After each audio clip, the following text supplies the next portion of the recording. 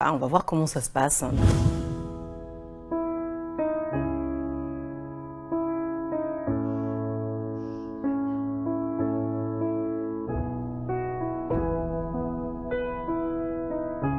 développe en fait des actions qui vont venir en aide à tous les jeunes du secteur Province Nord. On agit à la fois dans les établissements scolaires, mais on agit aussi au service des populations, au bureau de la MASCOP par exemple pour tout ce qui est apprentissage de la lecture.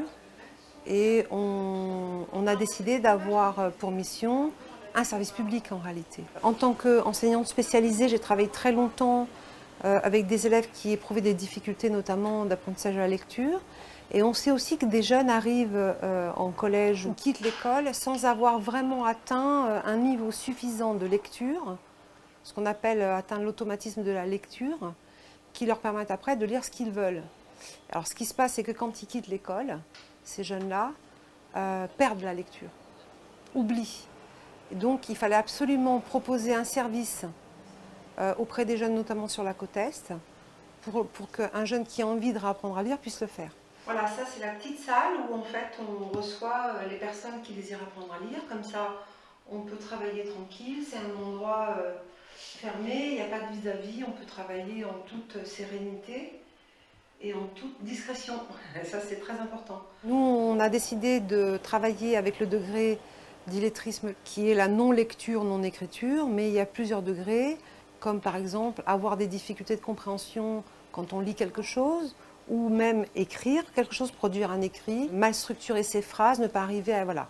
Ça, ce sont aussi des degrés d'illettrisme, mais nous, à la MASCOP, on a décidé de s'attaquer au degré le plus grave. Aujourd'hui, on travaille sur... on va repartir sur le OU, le son OU. T'es OK? OK. Alors, et puis on va voir aussi d'autres structures qui contiennent des OU comme OUL, OUCH, OUS. OK? Des mots qui sont composés avec ça. D'accord? Donc on repart sur ce son-là.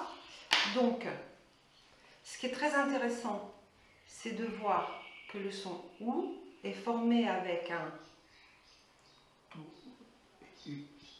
ici là, celui-là, c'est un O et celui-là avec un U. Ce qui fait que quand on fait le geste, on voit bien le O et le U. Et ça tombe bien parce que OU, c'est un O et un U. On avait déjà des méthodes, des méthodes existantes qui ont fait leurs preuves, mais là on a décidé d'utiliser une méthode dite spectaculaire, en tout cas pour la personne qui apprend à lire. C'est qu'on utilise le corps, c'est une méthode gestuelle, il y a des sons, avec voilà, le A, le O qui ressemble à un O. Et on utilise ces gestes pour appuyer la mémorisation des sons. Et dès qu'on a compris le principe, en fait, on arrive à tout lire grâce à ces gestes, pratiquement. Au moins tout déchiffrer. Et ça permet de réapprendre à lire très très vite. Et ce qu'il faut, et ce qui est très important et qu'il faut que les gens sachent, c'est que dès la première séance, on peut lire des choses. Vas-y, fais-le bien. Ouah. Voilà. Si tu regardes ta main, tu vois que ça ressemble à comme un bec qui s'ouvre. On est d'accord? Donc ça fait ouah. Très bien. Le plus jeune 17 ans, le plus vieux 26 ans, pour l'instant, dans les jeunes qui viennent.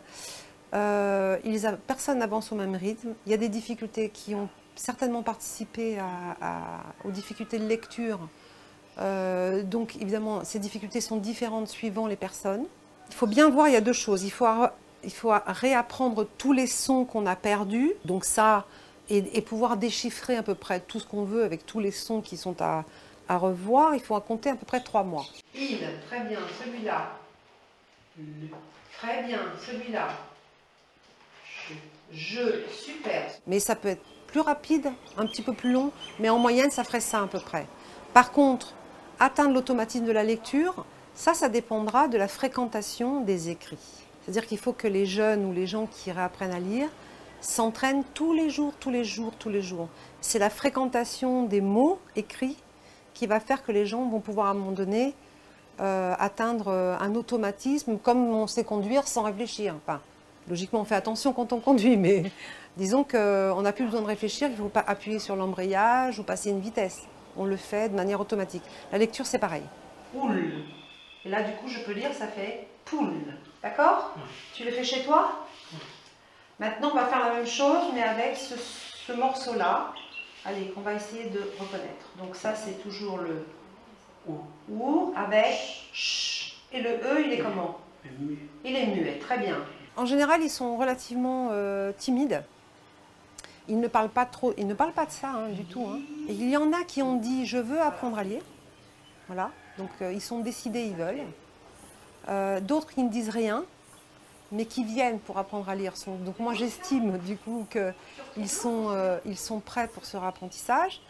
En fait, ils ne parlent pas trop de cette situation. Ils ne disent pas, ils viennent ici, ils font leur travail, je pense qu'ils le diront quand ils sauront lire. Donc ça montre quelque part quelque chose de la souffrance de la personne quand même, à avoir vécu cette espèce de fléau qui les coupe du monde presque, surtout les jeunes, avec les systèmes d'aujourd'hui, les SMS, sur Internet, tous les réseaux sociaux, etc.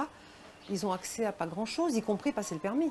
Ça s'est très bien passé parce qu'on a vu un son qui est quand même difficile, qui est le son « en ». Déjà difficile à prononcer et difficile à connaître. Et en fait, avec le « a » qui aide un tout petit peu et puis la prononciation qui est dans le menton, on a pu lire plein de mots qui contiennent des « en », y compris des mots complexes, comme la planche, la branche, la jambe. C'est impressionnant, parce qu'avant même d'avoir terminé, les gens se remettent déjà en projet, ils se voient lecteurs, parce qu'ils accèdent enfin à des mots, à des textes. Mine de rien, c'est une belle liberté.